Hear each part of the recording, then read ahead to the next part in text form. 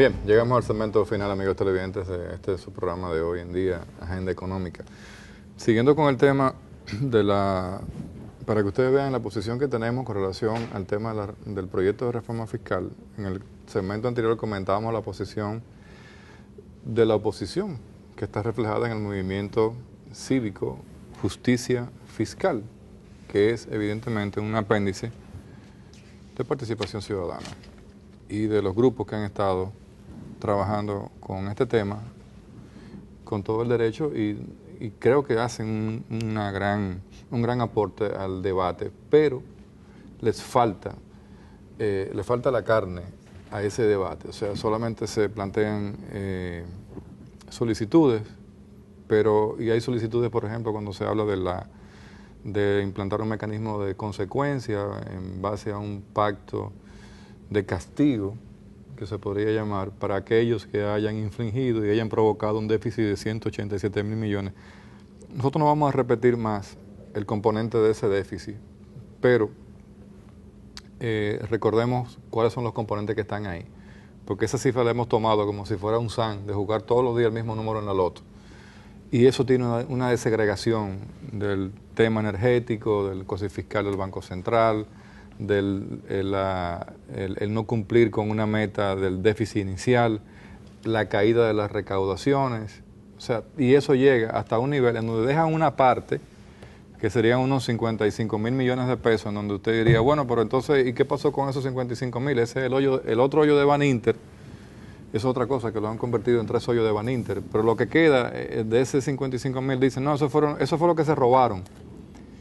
Y es una tremenda aberración técnica, inclusive porque eso es lo que está sembrado en gasto de capital, sacado del mismo presupuesto. ¿Que fue hecho en elecciones, en el proceso del tránsito? Sí, pero está ahí y se puede comprobar.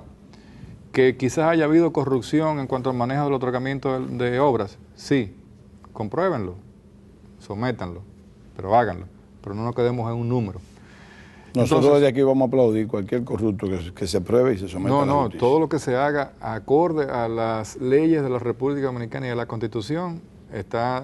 Agenda Económica es socio participativo, socio accionario con derecho y con voto, a nivel estratégico y operativo, como en todo. O sea, estaremos todo el tiempo ahí.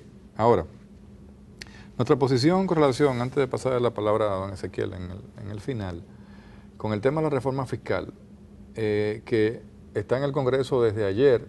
En la mañana de ayer hubo una discusión de 3 horas con los representantes del gobierno dominicano.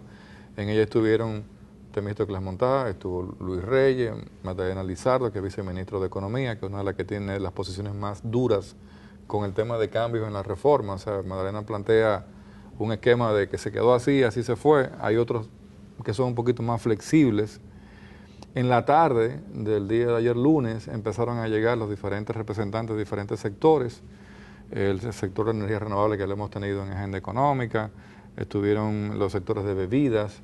En el día de hoy, martes, estuvieron la gente de Azona Ores, que tuvieron una reunión en la noche de anoche con el presidente de la República. Estuvieron también la gente de Zona Franca, la gente de Azona Inc., o sea, toda una serie de sectores que están pidiendo al Congreso de la República que vean bien, y creo que esto es importante porque la gente, por ejemplo, dice en los periódicos, cada quien está buscando lo suyo en el pastel y cada quien está defendiendo lo suyo en la reforma.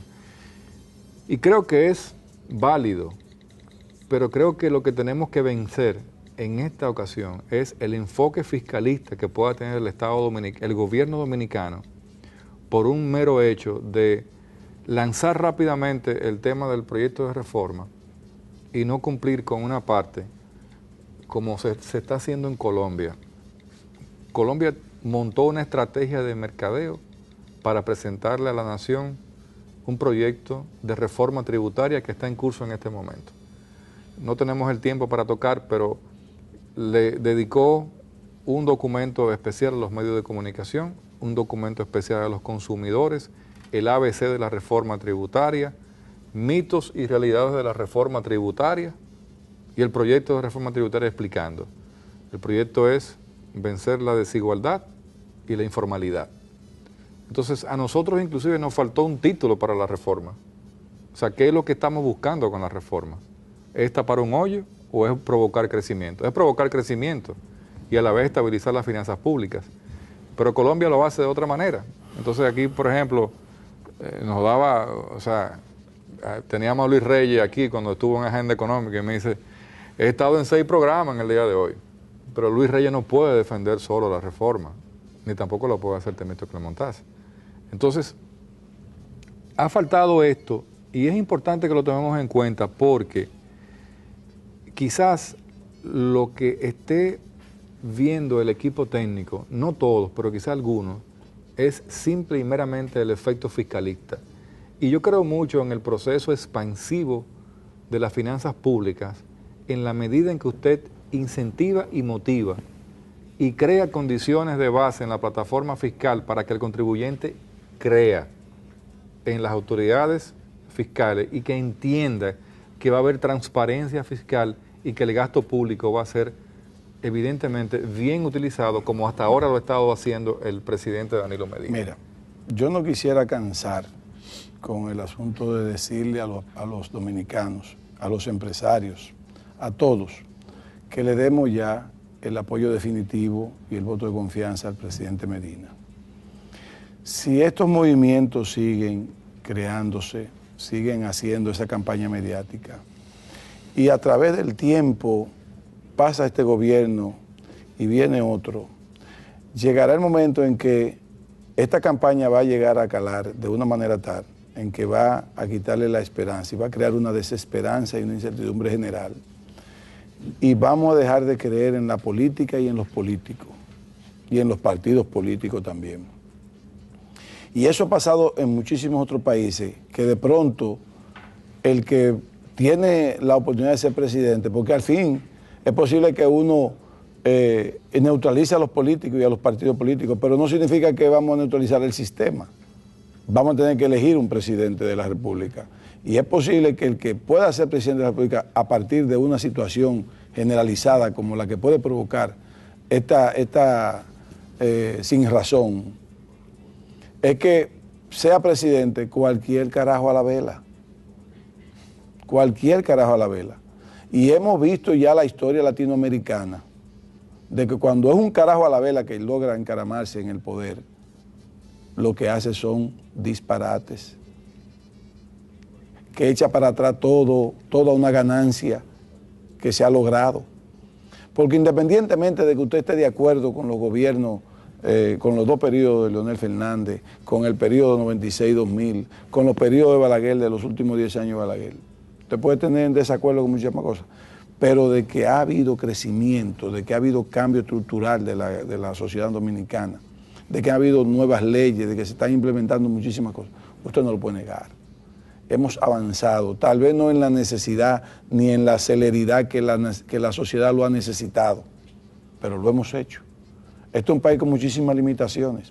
Y con este asunto de la reforma fiscal, lo que el gobierno no se puede dejar entrampar, en eso que la quieren llevar a decir, vamos a ser más austeros, vamos a disminuir el gasto de inversión social.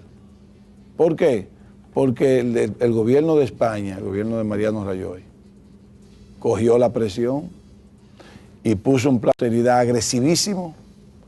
A mí me gustaría saber quién quiere estar en España ahora. ¿Quién coge de ejemplo a España? Que ahora ni siquiera metiéndole el rescate fiscal, ni siquiera eso, ese rescate económico, puede lograr que España salga de ese hoyo que está metido en los próximos 10 años. Porque ahí hay una desesperanza, que hasta se está hablando de dividir a España. Pero entiendan eso, se está hablando ya de que España se puede dividir en 3 estados diferentes. Todo es la crisis económica que se ha causado. ¿Que es Mariano Rajoy el culpable? No, pero cogió demasiada presión y puso un sistema de austeridad en el que nosotros en este programa hemos dicho siempre, señores, miren lo que dice Joseph Stiglitz y Paul Krugman. Cuidado si esa austeridad es peor que crear una sociedad de consumo racionalizado. Como España no quisiera yo que este país estuviera. Entonces, yo entiendo que este gobierno no puede coger más presión aplique su reforma y demuéstrele a los dominicanos, a nosotros dominicanos, demuéstrenos que ustedes tienen razón. El tiempo le dará, el tiempo le va a dar la razón, pero hay que apoyarlos, a los funcionarios, al gobierno y al presidente y a todos sus funcionarios. Ya olvidémonos de eso. Todos salimos en cierta manera un poco afectados. Todos. 1% de placa, algo del CO2, el ITEVIS 2%, 10% de los intereses de ahorro, etcétera, etcétera. 47 mil millones de pesos más. Pero lo necesita porque es que tiene un aumento en el presupuesto del 2013. No caigamos en un España y no caigamos en el error de crearle desesperanza e incertidumbre a una población y a un pueblo, para que este pueblo no se vea en querer poner a cualquier carajo a la vela como presidente, porque pueden decir, cualquiera es bueno, cualquiera es malo. No es así. Hay que valorar las cosas en el tiempo. Nosotros no nos podemos perder con eso. No podemos caer en esa situación. Los dominicanos tenemos que seguir hacia adelante, mirando el futuro con mucho positivismo, con mucho optimismo, que así hemos sido. Seamos igual, alegres, pero conscientes. Nos vemos en un próximo programa. Gracias por su atención. Que Dios los bendiga. Buenas noches.